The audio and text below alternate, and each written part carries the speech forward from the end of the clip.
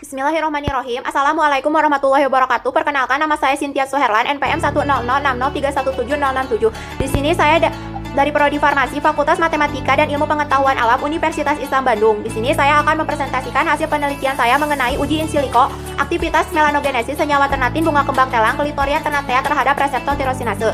Yang pertama yaitu pendahuluan. Melanogenesis merupakan pembentukan pigmen melanin yang diproduksi oleh sel melanosit yang disebabkan oleh paparan sinar UV dan obat-obatan. Kemudian melanin merupakan pigmen yang dibentuk oleh sel melanosit yang terbentuk dari jalur melanogenesis yang terdapat pada organel sel melanosom yang terletak di bagian epidermis dan didistribusikan ke keratinosit di dalam lapisan basal. Untuk mengurangi pigmen melanin di kulit dapat dilakukan dengan cara pemberian biokatalis enzim tirosinase sebagai antioksidan untuk menghambat pembentukan melanin. Reseptor yang saya gunakan di sini reseptor tirosinase merupakan reseptor yang bertanggung jawab terhadap antioksidan sebagai melanogenesis. Kemudian senyawa yang digunakan ternatin merupakan senyawa golongan flavonoid turunan antosianin. Ternatin berikatan dengan reseptor tirosinase untuk dapat membantu dalam penghambatan terjadinya melanogenesis. Berdasarkan latar belakang di atas dapat ditarik rumusan masalah, yaitu apakah bunga kembang telang dapat memiliki aktivitas melanogenesis secara in silico, dan tujuannya untuk menguji aktivitas senyawa ternatin pada bunga kembang telang sebagai aktivitas melanogenesis secara in silico. Manfaatnya yaitu memberikan informasi kepada masyarakat mengenai khasiat bunga kembang telang yang berpotensi sebagai anti melanogenesis. Selanjutnya metodologi penelitian, yaitu digambarkan struktur 2 dimensi dan 3 dimensi dari senyawa ternatin A1, B1, C1, dan D1 dengan software ChemBioDraw dan ChemBioDraw 3 dimensi. Kemudian dilakukan optimasi geometri pada senyawa ternatin A1, B1, C1, dan D1 menggunakan software Gaussian dan Gauss-View, di mana optimasi ini untuk memperoleh konfirmasi struktur yang sebenarnya dengan metode DFT basis set 321G. Kemudian diunduh makromolekul reseptor tirosinase dari protein database dengan kode PARP6R. Kemudian divalidasi metode docking menggunakan PepDoc. Kemudian hasil PepDoc-nya dimasukkan ke dalam Vimeo dan dimasukkan ke dalam software Biospia untuk melihat sisi binding set terhadap reseptor dan ligan alaminya. Kemudian disimulasi docking antara senyawa ternatin A1, B1, C1, dan D1 dengan reseptor tirosinase menggunakan software PepDoc untuk melihat afinitas dan interaksi molekul antara komponen ligan senyawa uji dengan makromolekul protein tirosinase. Kemudian dianalisis hasil docking senyawa ternatin A1, B1, C1, dan D1 dengan reseptor tirosinase dan diidentifikasi afinitas yang berdasarkan nilai energi bebas ikatan dan atomic kontak energi pada bagian sisi aktif dengan software Biopia. Kemudian hasil prediksi toksisitas dilakukan menggunakan software Toxin.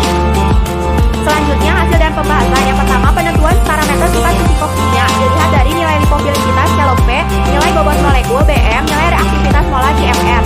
Kemudian maka berdasarkan dari penelitian ini, berdasarkan nilai shallow P-nya yaitu yang terbaik yaitu pada ternatin D1 dengan nilai 0,11 karena memiliki sifat hidrofob dengan nilai koefisien partisi paling kecil dan memenuhi syarat dari nilai koefisien partisi. Kemudian berdasarkan bobot molekul pada senyawa ternatin yang terbaik pada senyawa ternatin A1, B1, C1, dan D1 tidak memenuhi aturan Lipinski yang harus di bawah 500 gram per mol sehingga tidak dapat digunakan secara oral karena aturan Lipinski itu untuk bentuk oral, maka saya menggunakannya secara topikal untuk dapat menembus ke dalam membran secara baik. Kemudian nilai CMR-nya yang terbaik yaitu pada senyawa ternatin C1 dengan nilai CMR-nya 305,74 karena lebih kecil itu memiliki sifat efek hidrofobik yang baik, yaitu efek yang mudah mempermudah senyawa berikatan dengan reseptor.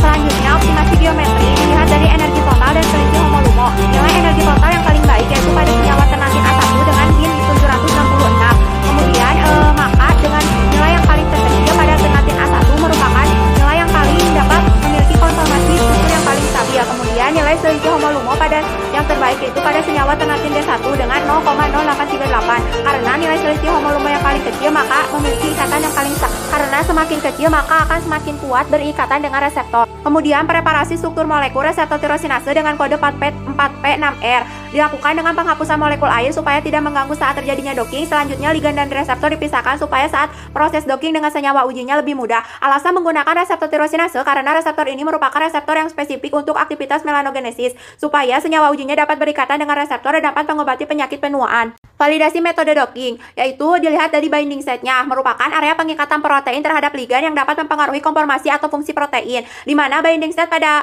asam amino yang diperoleh yaitu terdapat 9 ikatan hidrogen. Yang berdasarkan hasil di atas maka asam aminonya berperan sebagai penyusun sisi aktif reseptor terhadap ligan alaminya. Kemudian simulasi docking. Pada simulasi docking ini, senyawa yang terbaik yaitu pada tenatin A1 yang memiliki afinitas yang paling baik dengan nilai Mi 567 kJ per mol. Karena semakin kecil nilai AC score yang diperoleh, maka memiliki afinitas pengikatan yang antara senyawa dengan reseptornya semakin stabil. Selanjutnya, analisis hasil docking. Berdasarkan interaksi yang terbentuk, yaitu masing-masing senyawa ternatin dapat berikatan dengan bagian sisi aktif masing-masing makromolekul target, maka menunjukkan bahwa afinitas yang kuat yang stabil dari senyawa ternatin terdapat dari banyaknya ikatan hidrogen, elektrostatik, dan hidrofobik. Yang terakhir, prediksi toksisitas. Berdasarkan parameter toksisitas, Kramer rule yang didapat dari keempat senyawa memiliki klasifikasi toksisitas pada kelas 3, yang berarti bahwa keempat senyawa tersebut memiliki toksisitas yang tingkat tinggi. Kemudian, cross TCC yang didapat pada senyawa tenatin A1 dan C1 berada pada ambang batas dengan resiko rendah, sedangkan pada senyawa tenatin B1 dan D1 pada ambang batas yang tinggi. Kemudian, Bossar rule basnya didapat pada keempat senyawa menghasilkan hasil negatif yang berarti tidak terpapar dengan karsinogenitas dan mutagenitas.